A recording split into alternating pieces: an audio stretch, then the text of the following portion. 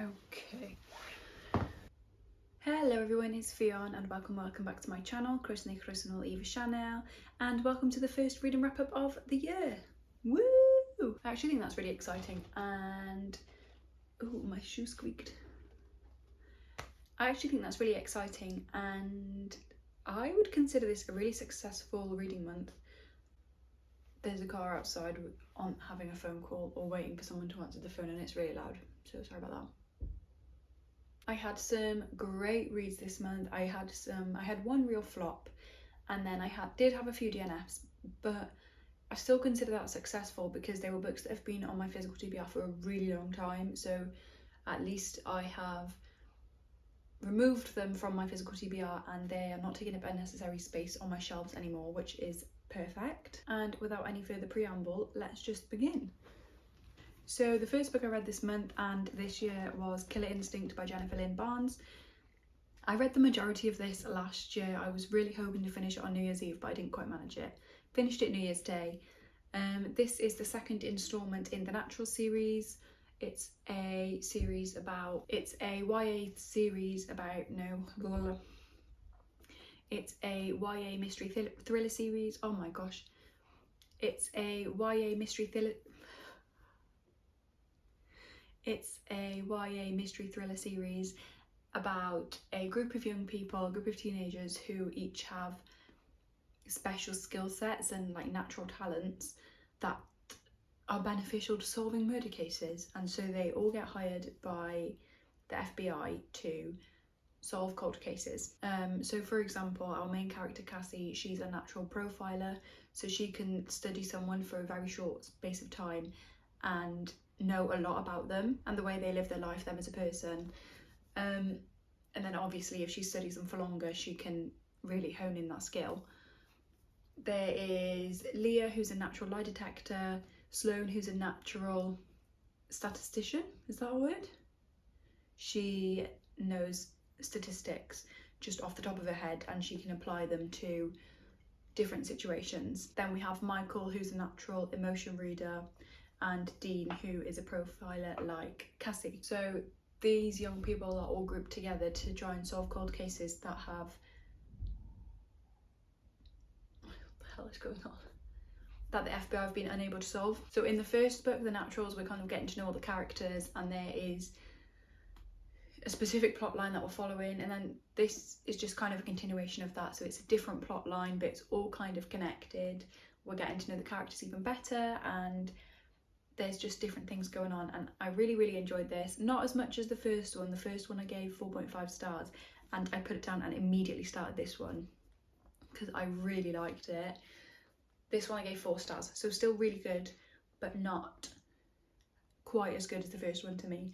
And I haven't read the others yet. There's 2 more and then a novella at the end, and apparently the 3rd and 4th ones should be read quite close together, so I shouldn't pick them up until I'm ready to pick them both up.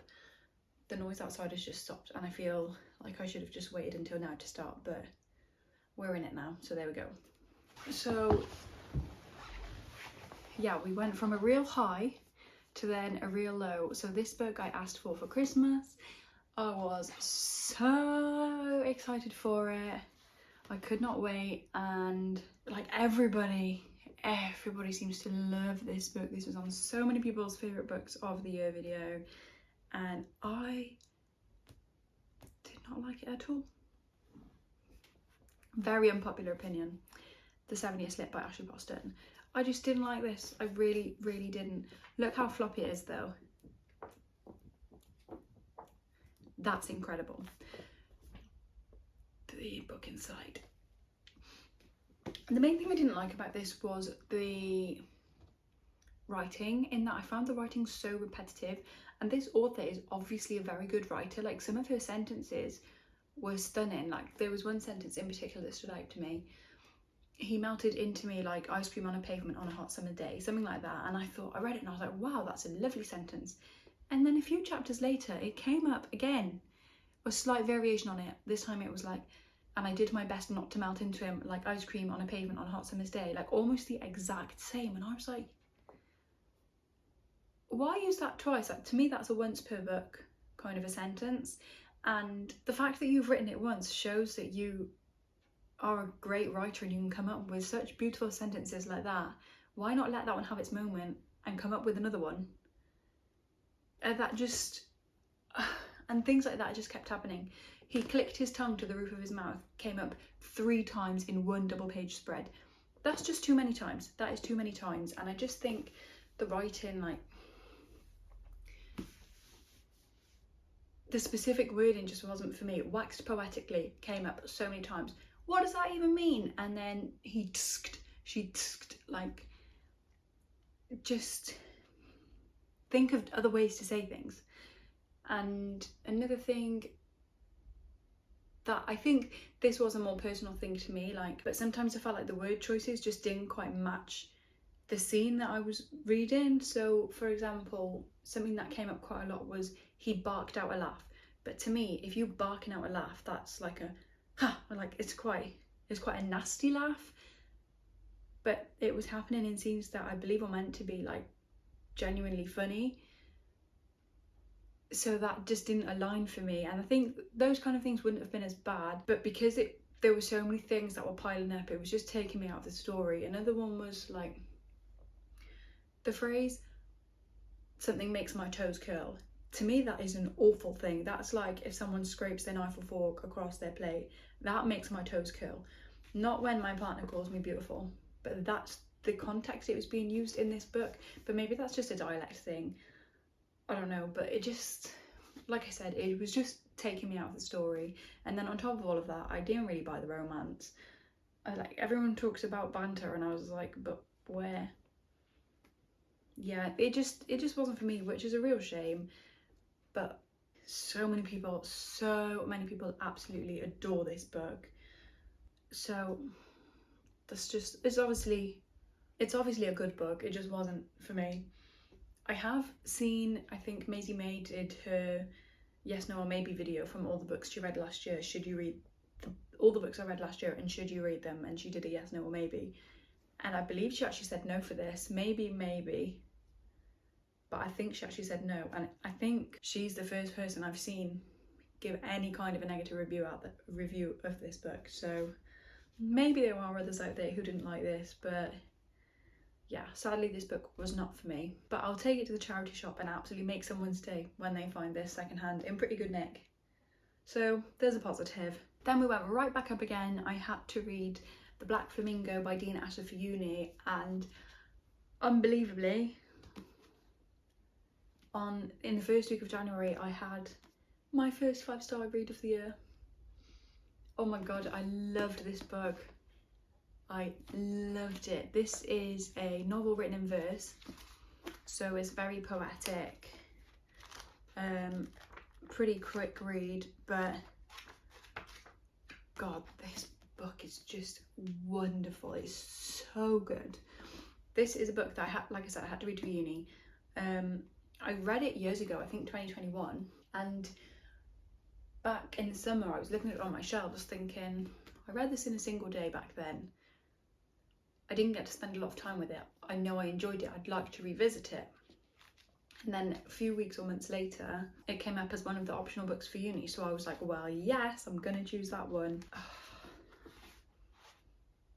Just stunning. And it's so clever because, like, they're having a big argument here and he's got his new telescope and he's so excited, and then she goes, just go to bed, get out of my sight. I go to fold up my telescope to take up to my room and escape the stairs. Leave your telescope, I'm stuck here with my shame. But it's got the most beautiful drawings. And then the next one talks about flamingos fighting, and when they fight they look like a heart shape, so it's written in the shape of a heart, but it's a complete dissonance with, you can tell I studied this, haha, but with the content of the writing, because it's all about them fighting an argument. He's arguing with his mum at this stage, by the way. They make it look like a heart shape, but he's having like the worst day ever, and it's just so clever. And it's one of the few pages in the whole book where it's white text on a black background instead of the other way around, which again, it's just like, oh, dark thoughts, dark page, amazing. And you just feel so, or at least I did, so connected to Michael and so just so there for him. you're just in his corner, I feel, reading this. And a lot of the people who read the book, quite a few people had commented saying, like, as an older reader, I didn't think I was going to love this book because it's about a gay black teenager finding himself, basically. But we follow him from when he's a small child getting his first Barbie doll that he really, really wanted, to then going to uni and finding drag. And quite a lot of people commented saying, I didn't think this was going to be for me, but I really, really enjoyed it. And oh, it's just so good. And the pacing of it, because it's in verse, you just fly through it, and you just, but then they put the pauses where you need to stop and think about it a little bit more.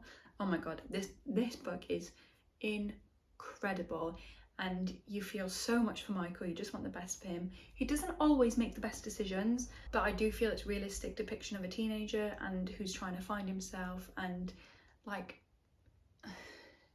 we all do stupid stuff when we're teenagers. It just made him feel real, and just,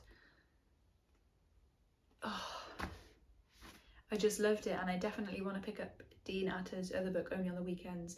I'm not sure if that one's in verse as well, but yeah, oh god.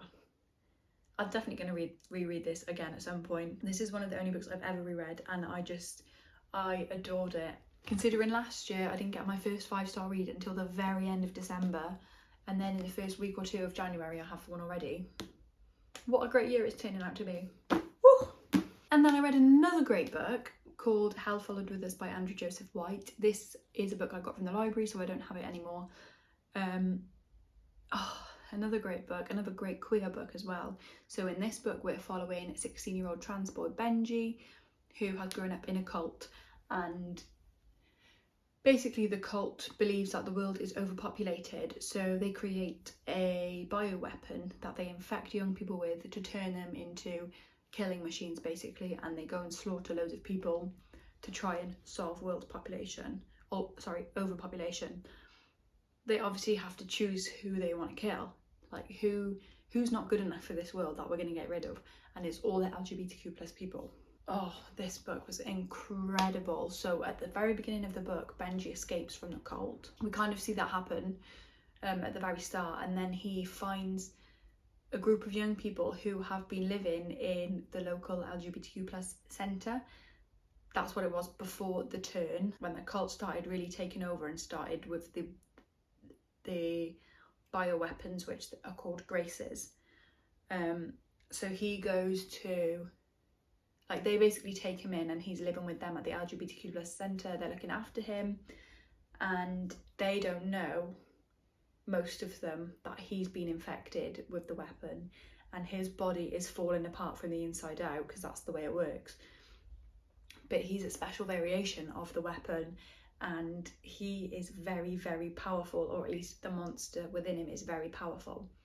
But he basically decides he wants to use the monster for good and try and turn it against the cult, and we kind of see how that all unfolds. Is it going to work? Is it not? Are the group going to find out? Because when the group find out who and what he is, if they do, then they're not going to like it. So it's just so good. And if you're looking for some good queer dystopia fiction, you gotta read it. It is quite gory at times, but yeah, oh man, it's good, really good. And then had quite a few flops after that, so I think actually this was the next one. My prompt for January was a book that relates to the month or season, which I felt was quite hard in January. Like, obviously this month I could have done any kind of romance. For Valentine's Day, in summer it's easier, or Christmassy one. But January, I thought, what can I do? And I decided that I would go for this self-help book called A New Earth by Eckhart Tolle. The word new beginnings, and self-help just feels like personal development and growth, feels quite January. I'm not like a big believer in the whole new year, new me thing, but goal setting and all that, I just felt like it kind of fit, and it was the best fit I had. So this book is all about awakening your spirit and what actually is the main thing of this? like switching off your ego basically, except you can't switch it off because if you're actively trying to do it, then you've lost it and you're not doing it, and it just has to happen organically. That's kind of the gist, right? It was quite know-it-all, and it was like, yeah, it was just quite know-it-all. Like, he felt like he knew everything. It says it's spiritual, but it did feel quite religious at times. It did say that it wasn't religious, but there were a lot of mentions of various different religions, but it kind of felt like it was leaning a bit beyond just spiritual. There were a few things that I didn't like about this. I think the general gist is a good idea, and I have got some takeaways from it. So it's trying to say, like, take the me or the I out of sentences. So if you hear like, oh, I don't know, a car got stolen, you wouldn't really have that many emotions about it. But if the sentence was, my car got stolen, you'd feel way more heightened emotions about it just because of that silly little word my. So take the possession out of it. But I'm kind of like, but if it is my car, that has severe implications for me and my life. If it's just any old car, that doesn't really affect me. So of course I'm going to feel differently about it. It felt, a lot of stuff kind of like felt easier in theory than in practice. And then it was saying like, disabled people take their disability, or like people with chronic illnesses, take that and make it into a huge part of their identity. But it's kind of like, but yeah, if they do have to think about that all the time to try and cater to it and adapt things to suit them and their needs, of course they're going to be thinking about it, and of course it's going to feel like a big part of their identity because it is part of who they are. And like, yeah, you're never going to get better from your chronic illness if you can't stop thinking about it. Not really how things work medically, but you know, people who are awakened probably would just say that I don't get it if that's how I feel. But maybe I don't, but I kind of feel like I'm justified in at least pushing back a little bit against those ideas, not just like blindly accepting them. And then at times it felt a little bit hypocritical, so don't take the I in. And also say a statement. If you know something, fine, say a statement if it's fact, but don't say I know this to be true. Don't make it an I statement, because that makes it egoic. So if you're saying like the sky is blue, fine, that is a fact and whatever. But if you say I know that the sky is blue, you're making it about yourself. Okay.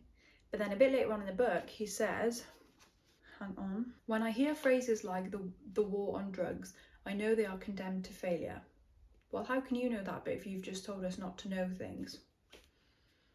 And then talking about people like violent films, so it's talking about the pain body and how the pain body is addicted to pain and negative things. So it was talking about violent films. People obviously watch those films because they want to feel bad. I just don't think that's true. Maybe on some deep level that he's talking about, maybe it is true. But some things just aren't that deep. Do you know what I mean? And then I just realised I was reading it but not actually taking any of it in. Like, I would read a whole passage and then find out that I've been thinking about what I'm going to have for dinner tonight, and I just wasn't paying any attention to it. So I decided to DNF it at page 155 out of 309. I don't think it's completely irrelevant, everything he's saying, but I think it could have been condensed into like an essay rather than a whole book. Like every single chapter, I feel that the point was made within the first 2 pages of that chapter, but then it was spread into 20 pages of just saying the same thing over and over again in slightly different ways. Next, I read my poll winner for the month, Holy Island by L.J. Ross. This is the first book in quite a long series, I believe, about a detective chief inspector called DCI Ryan, and it started off really good. The mystery in this book was really good, and the thriller side of it, I really liked that. But the sexism was too much. The romance I wish that this author had just stuck to writing a mystery thriller rather than adding in a sprinkling of romance and humour. My storage space ran out, shock, so I carried on going and talking and then found out that it had stopped recording. So I'm just gonna finish up talking about the last two books. I believe I was saying that I just wish the author had just stuck to writing a mystery thriller rather than trying to add in a romance, because that just did not work for me. The main character, DCI Ryan's thoughts about women and himself situationally amongst women, kind of like the way he viewed himself in the context of women, was just horrible, and the way he spoke to them and treated them, it was just awful. So I actually did write down a couple of quotes to kind of put my point across. Oh yeah, I don't know if this part got cut off, but he, like, to the first like 75 pages I was like, oh, this is really interesting, la la la, and then a woman gets pulled into the case because he's trying to investigate a murder. A woman gets pulled into the case as a professional expert on pagan ritual because they think it might be a ritual killing, but he doesn't know it's going to be a woman. He just gets told he's being sent a doctor of archaeology or whatever it is, history maybe. Sorry if that was really, like, what's the word, unthoughtful towards those professions. That's not really my thing, but basically that's her thing, and so she gets sent to support the investigation, and he is just assuming this Dr. Taylor is going to be a man. When she then rocks up and he finds out who she is and why she's there, he is so rude to her, and he's basically like, I don't need some little woman coming to help me. Like, he's just horrible, he's awful. And then it's just annoying because you just know that she's going to become the love interest, and she did, and I didn't like that. But I am not an enemies to lovers lover. That's not really my thing. I'm really not a fan of, I've never known how to word this, and then Ellen Catherine posted a video the other day and she spoke about it, like resistance to love, when they don't want to admit that they have feelings for each other and then like dive into a relationship or whatever, and she was saying that she loves that. I hate that. So that just wasn't it for me. But some of the things he said later on were, he felt the uncomfortable ache of a man growing used to having a warm and willing woman nearby. Why did the word willing need to be there? And that's another thing, like, I don't feel like this author has written a sexist character.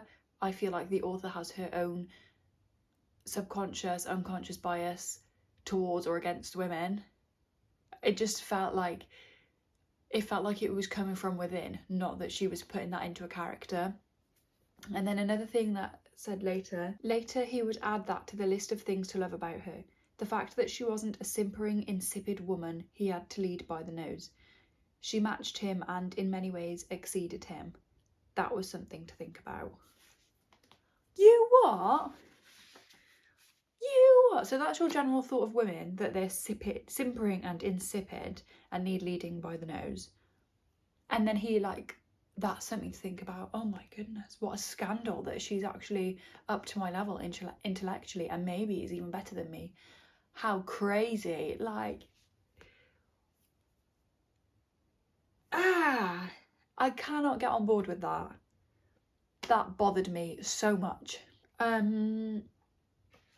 Yeah, I gave this 3 stars. I don't know, like, it could have been lower, but like I say, the mystery was good. The epilogue was actually really good in this book. Like, sometimes they feel a bit irrelevant, but it didn't, and the epilogue made me be like, oh, and I think it would have been a good lead into the next book, but I am not going to be picking up the next one. So those are my thoughts on Holy Island.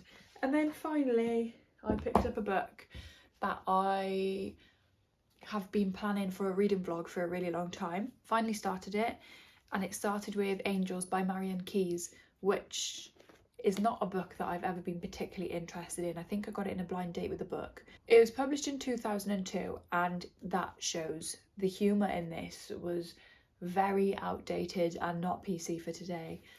The first chapter, the humour I actually really quite liked, which surprised me because I felt like it was going to be quite mumsy, live, laugh, love vibes. But I didn't get that. I actually thought it was quite funny, but as it moved on, there were so many jokes about eating disorders and like basically how unfortunate it is for the main character that she's never fallen victim to anorexia, because obviously being skinny is the most important goal and the most important thing in life. A lot of focus on thinness and prettiness for women, and height, tall and handsome for men, and muscular. Like, it just felt very outdated, and there was a lot of focus on appearances. I could feel where this was going to go. I made a prediction. I didn't know if it was going to come true, but I didn't get that far anyway. I DNF'd this at page 169 because there's this big hoo-ha about the fact that she's just met her first ever lesbian, like she's never met one before, and what a big deal that is. Again, showing its age. And yeah, they were just making such a big deal of it. At one point she has a conversation with her friend, and they don't say lesbian, they say leser.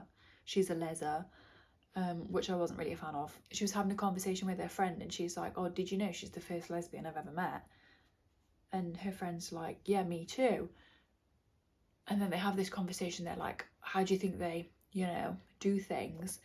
And the friend's like, oh, I guess they do this and that and the other. And I was like, yeah, fair enough. And then she goes, I couldn't do it. It'd be like licking a mackerel.